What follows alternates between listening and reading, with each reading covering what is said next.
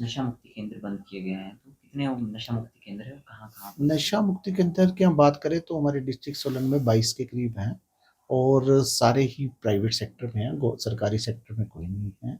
और mental health authority Shimla की तरफ से जैसे आदेश आते हैं उनकी पीरियोडिक इंस्पेक्शन की जाती है और उस हिसाब से उनकी जो कमियां होती हैं उनको हम मेंटल हेल्थ अथॉरिटी को दे देते हैं।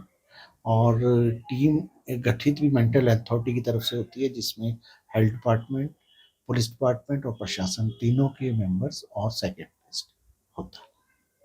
सर तो कितने बंद किए गए हैं और क्या अभी तक अनियमितताओं में हम पाई अगर हम गई अपने है? जिले की बात करें तो 5 अभी तक बंद हुए हैं जिसमें 4 परमाणु के हैं और 1 नालागढ़ का। क्या सर उनमें कोई अनियमितता रह गई थी जिसकी वजह वो से? गवर्नमेंट की चेकलिस्ट होती है उस हिसाब से उसमें कमी। सर बात करें तो यहाँ भी नशा मुक्ति के लिए सोलन में चलाया जा रहा है, तो उसमें कितने लोग इस समय जो नई दिशा केंद्र बनाए गए हैं आजकल सर? नई दिशा के अंदर तो सरकार कुछ नशा मुक्ति केंद्र बंद किए गए हैं, तो कितने नशा मुक्ति केंद्र है और कहाँ-कहाँ पर? नशा मुक्ति केंद्र की हम बात करें तो हमारे डिस्ट्रिक्ट सोलन में 22 के करीब हैं और सारे ही प्राइवेट सेक्टर में हैं, सरकारी सेक्टर में कोई नहीं है।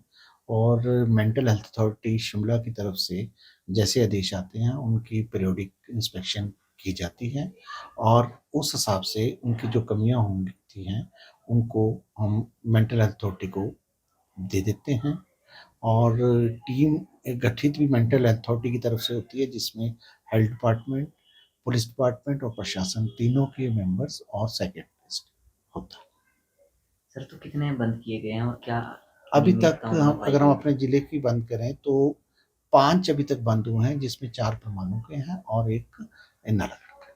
क्या सर उनमें कोई अनियमितता रह गई थी जिसकी वजह वो से? गवर्नमेंट की चेकलिस्ट होती है उस हिसाब से उसमें कमी। सर बात करें तो यहाँ भी नशा मुक्ति के लिए सोलन में चलाया जा रहा है, तो उसमें कितने लोग इस समय जो नई दिशा केंद्र बनाए गए हैं आजकल सर? नई दिशा के अंदर तो सरकार कुछ नशा मुक्ति केंद्र बंद किए गए हैं, तो कितने नशा मुक्ति केंद्र है और कहाँ-कहाँ पर? नशा मुक्ति केंद्र की हम बात करें तो हमारे डिस्ट्रिक्ट सोलन में 22 के करीब हैं और सारे ही प्राइवेट सेक्टर में हैं, सरकारी सेक्टर में कोई नहीं है।